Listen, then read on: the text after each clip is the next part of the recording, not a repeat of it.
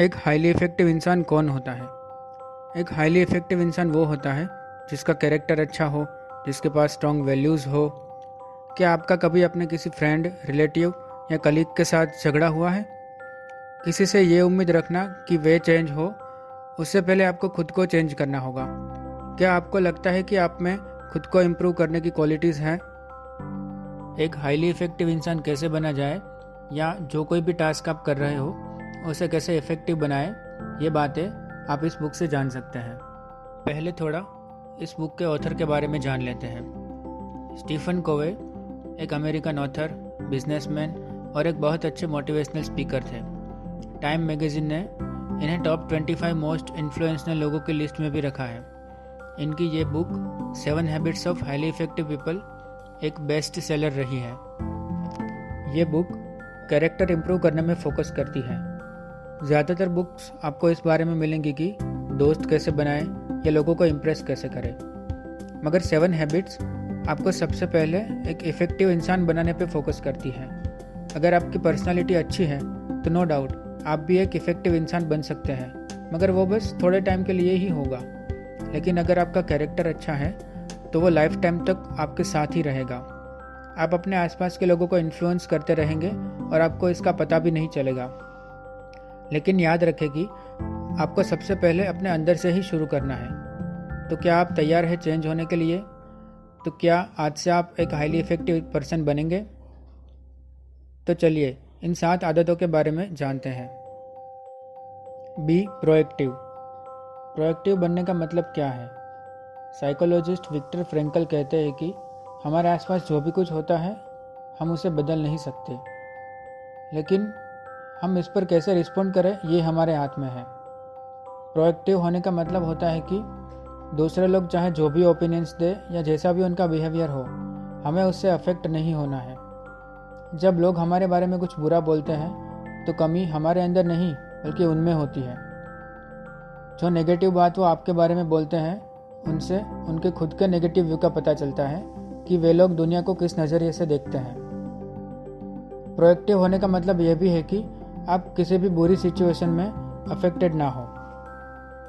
Proactive person की ज़िंदगी में बुरा वक्त या गरीबी आए मगर वो हर हाल में खुश रहेगा।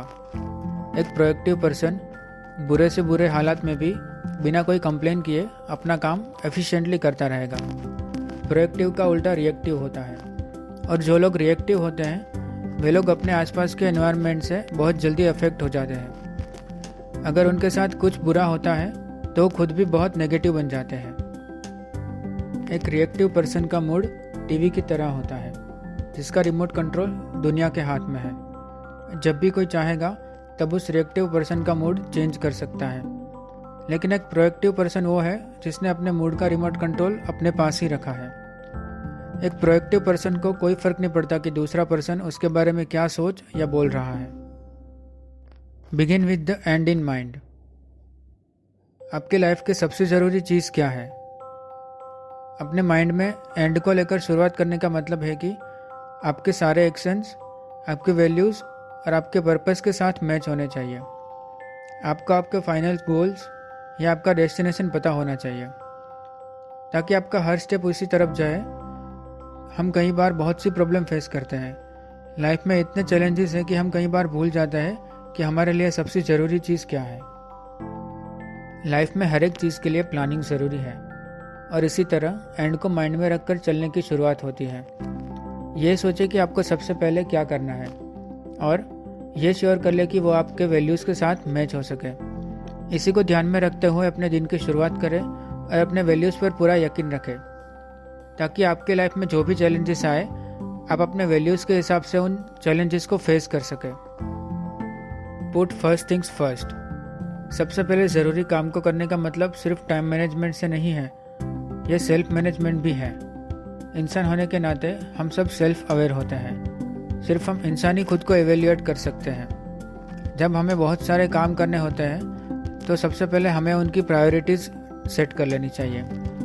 कुछ लोग प्लानर्स की हेल्प लेते हैं तो कुछ लोग टू डू लिस्ट बनाते हैं ताकि उन्हें ज़रूरी काम याद रहें। लेकिन फिर भी कई बार हम अपने मोस्ट इम्पोर्टेंट टास्क टाइम पर कंप्लीट नहीं कर पाते। जब आपकी प्रायोरिटीज़ पूरी नहीं हो पाती तो सेल्फ डिसिप्लिन आपकी प्रॉब्लम नहीं है। असली प्रॉब्लम यह है कि आपने अपनी प्रायोरिटीज़ को दिल और दिमाग में बिठाया ही नहीं है। आपने ये सोचा ही नहीं है कि आपकी टॉप प्रायोरिटीज़ क्या है और क्यों ये आपके लिए इम्पोर्टेंट है। सोचिए ज़रा इस बारे में, यह आपको और ज़्यादा मोटिवेट करेगा।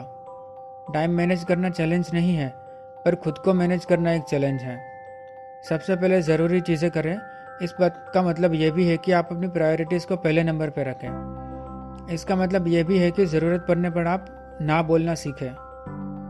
जब आपके पास करने के लिए ढेर सारा काम हो तो उन टास्क को ना बोल दीजिए जो आपकी प्रायोरिटीज़ का हिस्सा नहीं है। Think win win. Win win एक ऐसा सॉल्यूशन है जो आपको और उन लोगों को जिनसे आप इंटरेक्ट करते हैं काफ़ी बेनिफिट देगा। जब भी आपका अपने कोई फैमिली मेम्बर या कोई कलीग के साथ इशू होता है तो उसका कोई सॉल्यूशन निकालना ही पड़ता है जिससे सबका भला हो। विन विन एक बेस्ट सॉल्यूशन है। अगर कोई जीतता है तो दूसरा हारता है, तो इससे एक लंबा और मजबूत रिलेशन नहीं बन पाएगा। इमेजिन करो कि आपका अपने कोई कलीग के साथ डिसएग्रीमेंट हो जाता है, तो आपको ये करना है कि जो भी प्रॉब्लम है उस पर खुलकर बात करनी है। उसका कोई ऐसा सॉल्यूशन निकालें जो आप दोनों के लिए सही हो, लेकिन अपने कलीग को खुद पर हावी ना होने दें और ना ही आपको उस पर हावी होना है। आप दोनों का रिलेशन बैलेंस होना चाहिए जिसमें दोनों की जीत हो। इस तरह से आपके और आपके कलीग के बीच में कोऑपरेशन रहेगा, जिससे आप एक टीम की तरह काम कर सकते हैं। ये एक दूसरे के साथ कॉम्पीट करने से कहीं ज़्यादा अच्छा है।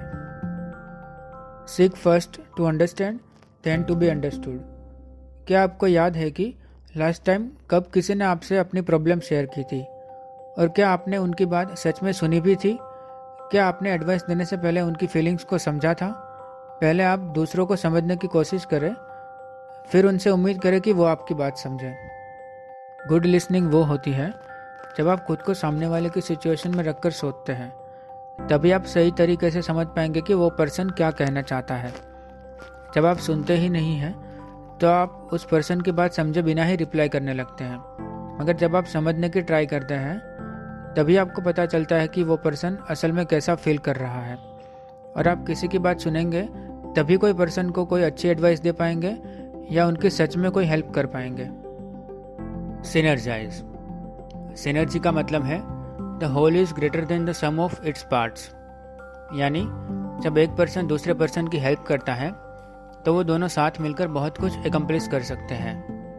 जब एक टीम मेंबर दूसरे टीम मेंबर के साथ मिलकर काम करता है तो वो दोनों मिलकर अकेले इंसान की कंपैरिजन में बहुत ज़्यादा अचीव कर सकते हैं।